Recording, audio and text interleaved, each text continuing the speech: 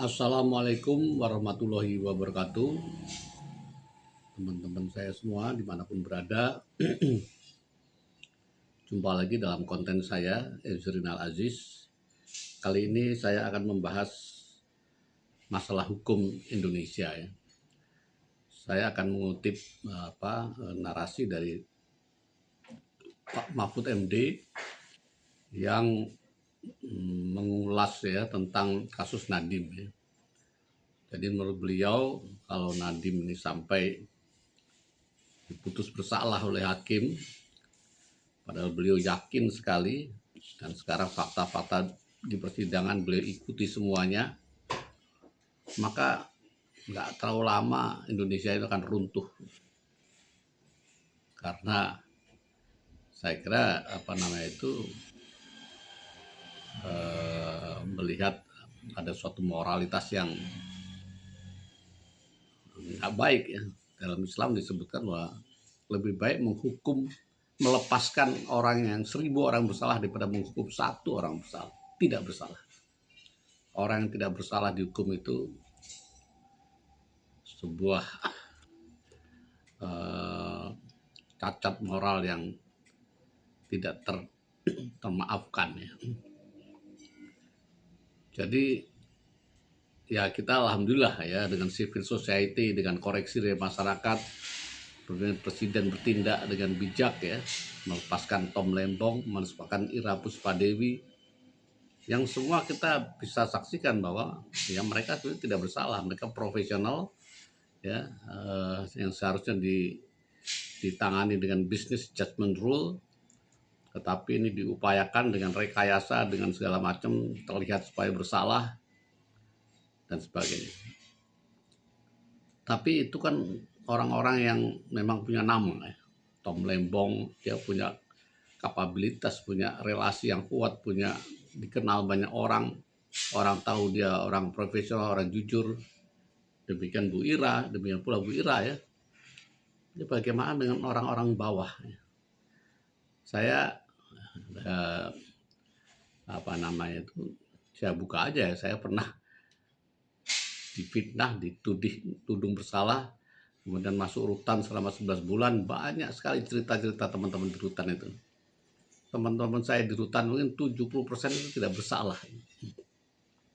Memang ini pengakuan mereka, tapi mereka bercerita juga tentang orang lain, orang yang tidak tahu menahu ya, masalah pajak kalau masalah apa nggak tahu ya, masuk penjara karena dia nggak punya kemampuan, lemah.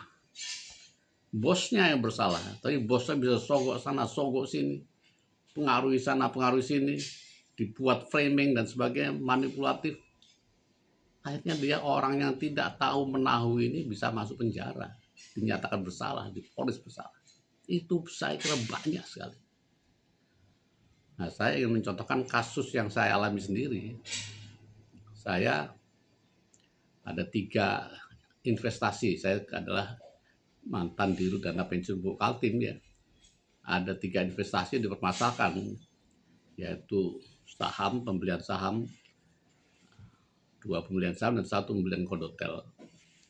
Alhamdulillah, saya bersyukur sekali, tanpa melakukan apapun, hanya berdoa, hanya mengungkapkan fakta-fakta, banyak dukungan. Hakim menurut saya sangat adil, melihat dengan jernih, kami semua bebas murni.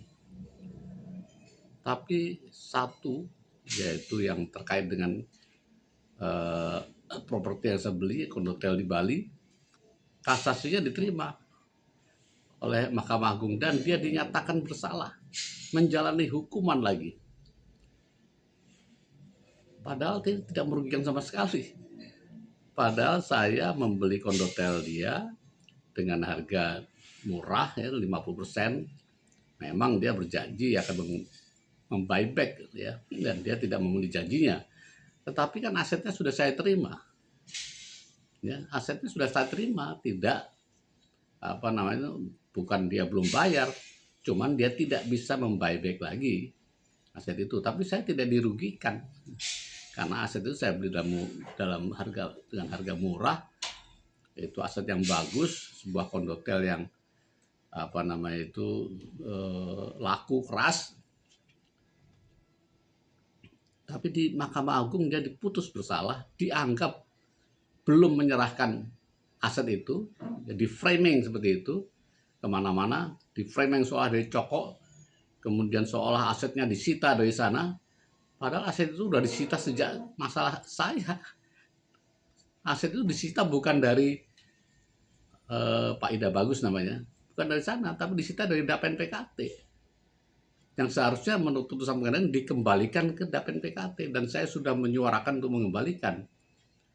Dua aset sudah dikembalikan, tapi yang menurut kalian itu tidak dikembalikan dan di framing seolah-olah disita dari Pak Ida Bagus karena dia tidak menyerahkan asetnya, padahal kita sudah membayar dan dia diputus bersalah. Bayangkan ini. Dia tidak merugikan sama sekali, divonis 2 kali rugi, sudah harus dipenjara dan harus membayar sejumlah itu kepada Dapen. Begitu.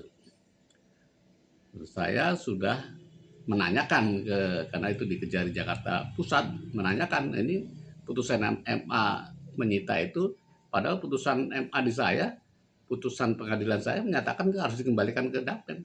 Jadi ada 2 putusan yang berbeda. Ini gimana ini?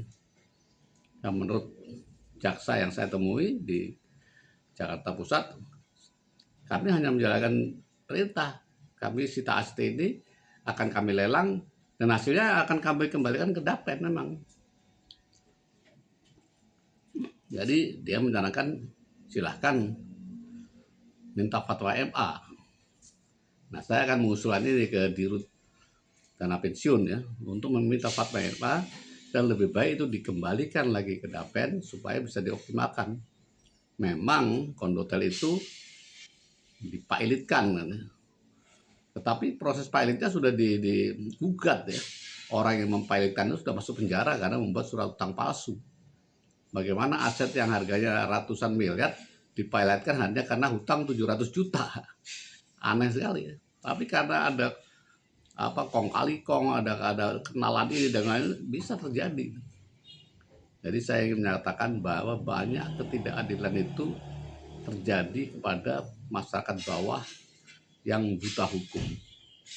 Ya, kalau teman-teman seperti Pak Tom Lembong, Bu Ira, Pak Nadiem itu kan bisa berjuang sendiri, dia punya daya, punya upaya, punya kapabilitas, punya dana, punya relasi yang kuat, bisa menyuarakan ini, kebenaran itu bisa terkuat.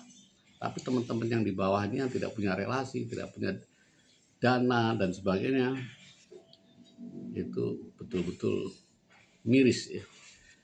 Saya ada beberapa fakta-fakta lagi yang bisa saya ungkapkan tentang bagaimana mirisnya kondisi penanganan di Kejaksaan itu ya. Saya dengar sendiri, saya alami sendiri, ya. Tapi barangkali mungkin akan saya ungkapkan di lain kesempatan. Demikian dulu, terima kasih. Assalamualaikum warahmatullahi wabarakatuh.